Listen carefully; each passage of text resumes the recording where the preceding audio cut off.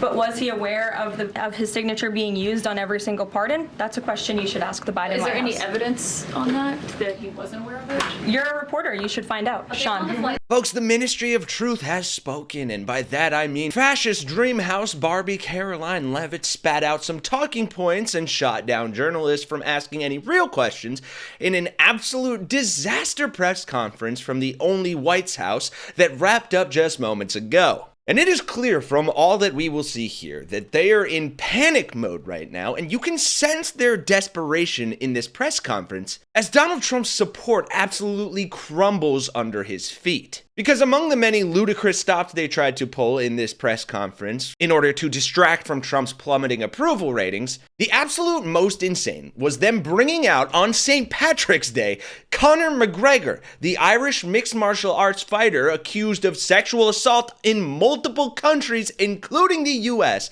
who lashed out at illegal immigration during his visit to Washington to meet President Donald Trump. Just wait till you see his rant about illegal immigration. And keep in mind that he's meeting with the president, and this guy isn't even an American citizen. The illegal immigration racket is running ravage on the country. I swear, they are just trying to do the stupidest, most attention-grabbing bullshit so that nobody has the capacity to pay attention to what is really going on. But that is why we have consolidated the insanity of this desperate press conference for you here, and we will be sure to address what Trump wants no one to talk about, but everyone is, that being namely, how fucking pissed everyone is at him. So drop a like and subscribe to join the resistance, and let's get into it, starting with the first clip you saw of White House Barbie asking CNN journalist Caitlin Collins to do her job for her, because as we'll see, Caroline,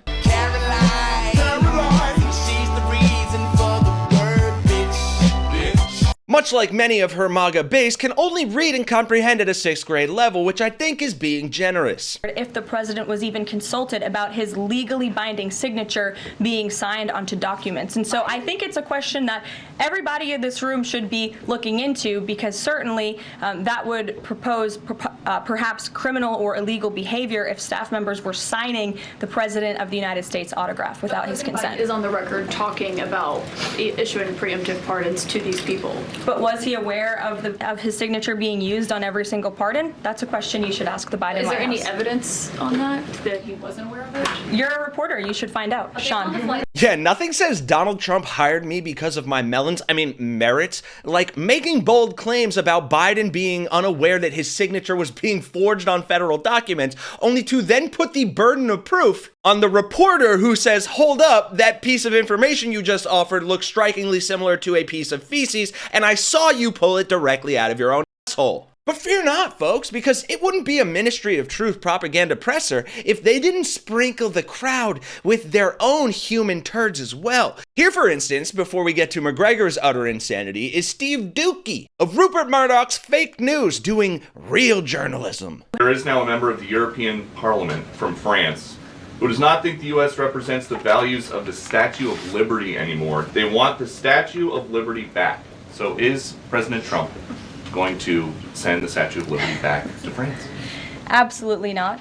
And my advice to that unnamed low-level French politician would be to remind them that it's only because of the United States of America that the French are not speaking German right now. So they should be very grateful. Oh, dude, that's a bold statement considering we're the ones doing Heil salutes. And I know Dookie was being facetious there, and frankly, so was I at first, but honestly, when you have the literal White House social media account posting videos of people in chains to the background music of Closing Time by Semisonic, you don't have to go home, but you can't stay here. well, shit, that's pretty 1930s Germany to me. I think we better smelt that thing down, because the words "give me your tired, your poor, your huddled masses yearning to breathe free" means about as much as a Trump campaign promise these days. Like, for sake, folks, some intern is being paid to post these humanitarian atrocities of meme troll posts on official government socials,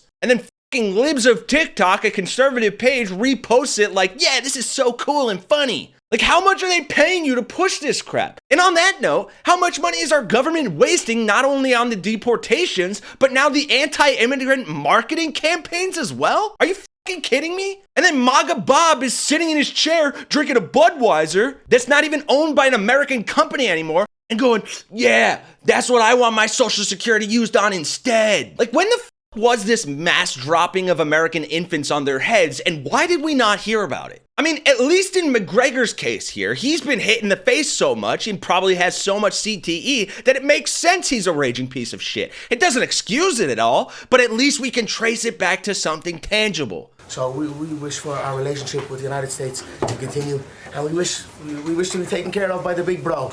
You know, the United States should look after its little bro, and that's how we feel. I will say, Connor is here to meet with the president. He'll be meeting with him later this afternoon. We couldn't think of a better guest to have with us on St. Patrick's Day. We're both wearing our green. This was not planned, but I'm here to raise the issues the people of Ireland face.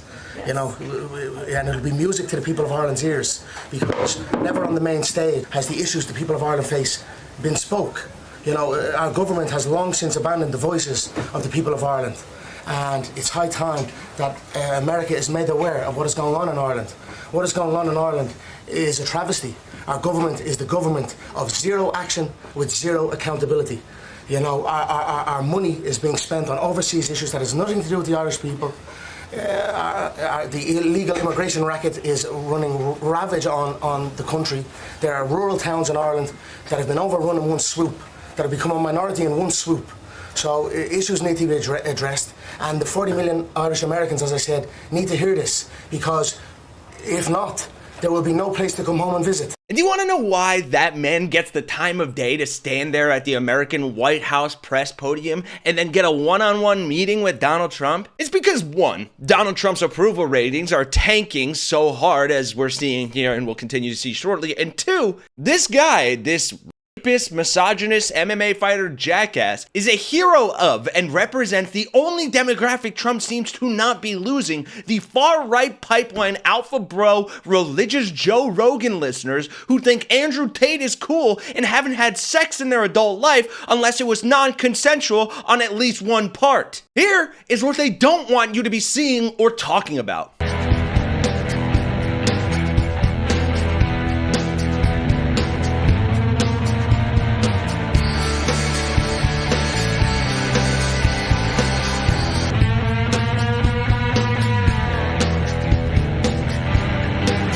When polled on the state of the economy, 18% said it was excellent or good, and 82% said it was fair or poor. But the problem with even these polls is that there is still a massive disconnect with MAGA Republicans who are clearly gaslighting themselves. Among Republicans, he's now polling at 74% very positive versus 50% back in April of 2017. Fortunately, though, everyone seems to hate Elon Musk, with him having a 51% negative rating and only 39% positive, which is hilarious because I'm pretty sure that's how many kids and wives he's had. So while it is clear that Trump's approval is plummeting among people who don't get their news via slurping out of a toilet, there is still a very real and concerted effort by puppets of the meritocracy Ministry of Truth to try and distract, lie, and culture war their way out of actually addressing any of the real problems Americans are facing right now. And if you're mad as hell about that and appreciate looking through the bullshit to call these people out and try to keep them accountable, then please consider dropping a like and subscribing to the Really American channel. For Really American, I'm Kenny Hesse. Let me know all your thoughts in those comments down below. I'll see you guys in the next one.